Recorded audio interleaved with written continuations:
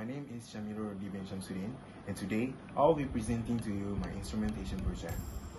As we all know, for the instrumentation project, we need to make a digital weighing scale. So here is my design for the circuit. For the circuit, some of the components that I have used is the Arduino Uno, the operational amplifier 741, some of the resistors which are 1 kilo ohm and 470 kilo ohm, male-to-male wire jumper, and also the load cell.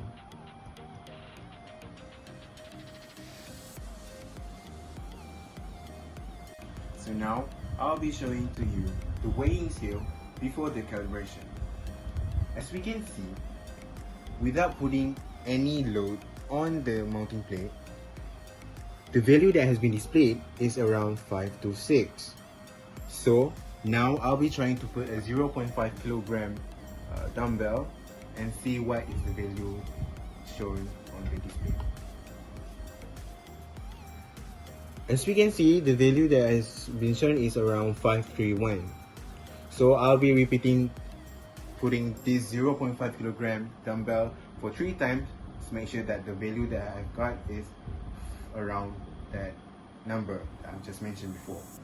So now I'll be putting some more load, which is another 0.5 kilogram dumbbell, and see the value that has been displayed, which is around 536. We can see I'll be repeating this process by using different load with different mass of kilogram, and I'll be taking the data and putting it into the Excel for me to generate a graph so that I can find the y-intercept and also the gradient value. So now for the calibration process, I'll be showing to you how did I do. As we know, the value from the graph that I have plotted before, the y-intercept will be equal to the offset. So the value that I've got is 526.17.